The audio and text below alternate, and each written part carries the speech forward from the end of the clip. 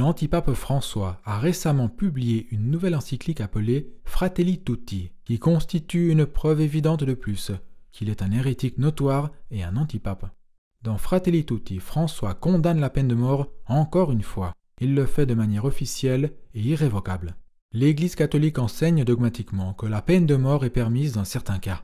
Ceci a été enseigné par le magistère solennel du pape Léon X, dans la bulle contre Martin Luther, et par le magistère ordinaire et universel de l'Église à travers l'histoire. Nous avons un article intitulé Saint Robert Bellarmin sur la peine de mort et les hérétiques, qui contient un condensé de diverses citations de Saint Robert Bellarmin, qui démontrent la position de l'Église, à savoir qu'il est légal pour les autorités séculières de punir les hérétiques par la mort. Même si les citations se focalisent sur l'enseignement de l'Église au sujet de la peine de mort pour les hérétiques, les passages démontrent que l'Église enseigne de façon dogmatique que la peine de mort est permise dans certaines situations. Le pape Léon X a condamné solennellement la position de Martin Luther, qui affirmait qu'il était contre la volonté de l'Esprit de brûler un hérétique. Bien entendu, les citations couvertes dans l'article, qui concernent la peine de mort pour les hérétiques, expriment l'enseignement catholique sur ce qui est permis et approprié de faire pour les autorités séculières dans un État qui est correctement constitué. Nous ne préconisons aucune violence. La peine de mort ne serait infligée licitement que par l'État qui agit de manière appropriée, et non par des individus. En ce qui concerne les hérétiques tels que Jean Hus et Martin Luther, qui ont soutenu qu'il n'est pas légal pour les autorités séculières de mettre à mort des hérétiques, Saint Bellarmin a déclaré, citation, « Tous les catholiques enseignent le contraire ». Fin de citation. Ainsi, tous les catholiques enseignent que la peine de mort est permise dans certaines situations. Cependant, l'antipape François et sa secte condamnent la peine de mort parce que ni l'un ni l'autre n'est catholique.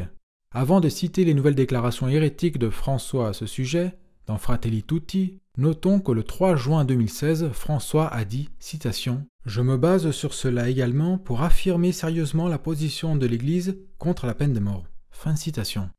En 2018, il a révisé le nouveau catéchisme de la secte Vatican II pour refléter leur nouvelle position contre la peine de mort.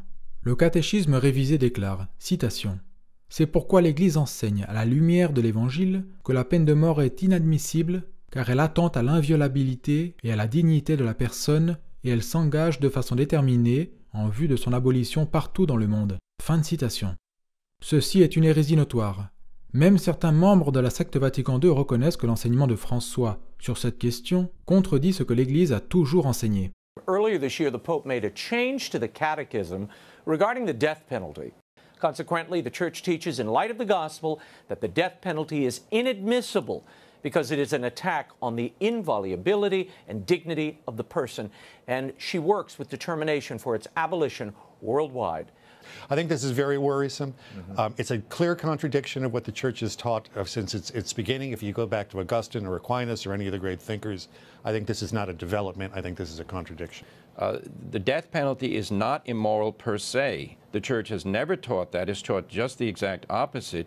En décembre 2018, en mentionnant le changement qu'il a apporté au catéchisme, François a décrit la peine de mort comme contraire à l'Évangile et a déclaré, citation, « L'Église enseigne à la lumière de l'Évangile que la peine de mort est toujours inadmissible. » Et puis le 3 octobre 2020, dans son encyclique Fratelli Tutti, il écrit ceci, citation, « Aujourd'hui nous disons clairement que la peine de mort est inadmissible et l'Église s'engage résolument à proposer qu'elle soit abolie dans le monde entier. » Fin de citation. Il a également écrit, citation, « Tous les chrétiens et les hommes de bonne volonté sont donc appelés à lutter non seulement pour l'abolition de la peine de mort, légale ou illégale, et sous toutes ses formes. » Fin de citation. Ceci est une preuve supplémentaire de ce qui a été démontré à de nombreuses reprises, à savoir que François est un hérétique manifeste et notoire. Il rejette et en effet condamne un enseignement dogmatique de base de l'Église catholique sur la peine de mort. L'Église catholique enseigne que les hérétiques manifestes comme François perdent immédiatement et sans aucune déclaration leur appartenance à l'Église catholique et ne peuvent y occuper de fonction. Ceci est basé sur la loi divine. L'hérésie répétée et notoire de François sur cette question et d'autres prouvent qu'il n'est pas le pape mais un antipape hérétique. De plus, même s'il n'était pas nécessaire que François enseigne son hérésie de manière irrévocable ou autoritaire pour démontrer qu'il est en dehors de l'Église, dans Fratelli Tutti, il utilise bel et bien un langage irrévocable. Dans une soi-disant encyclique diffusée au monde entier, et tout en agissant comme s'il était le pape, il dit, citation, « Aujourd'hui nous disons clairement que la peine de mort est inadmissible et l'Église s'engage résolument à proposer qu'elle soit abolie dans le monde entier. » Fin de citation. C'est un langage irrévocable. Il tente de parler fermement au nom de l'Église catholique et il engage sa secte dans une hérésie. Il n'y a aucun moyen qu'un pape valide puisse enseigner l'hérésie de cette façon dans une encyclique diffusée dans le monde entier. La secte dont le chef enseigne une telle chose, de cette manière, est une secte non catholique.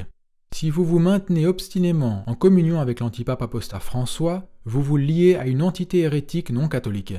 En réalité, vous vous liez à la secte Vatican II, la contre-église prophétisée de la fin des temps, la prostituée de Babylone. L'Église catholique est la seule véritable Église de Jésus-Christ, en dehors de laquelle il n'y a pas de salut. Mais la situation actuelle à Rome a été prophétisée. Regardez entre autres notre vidéo « L'Apocalypse maintenant » au Vatican. Notre matériel explique ce qui se passe et ce qu'il faut faire. De plus, François dit que tous les chrétiens sont appelés à travailler contre la peine de mort.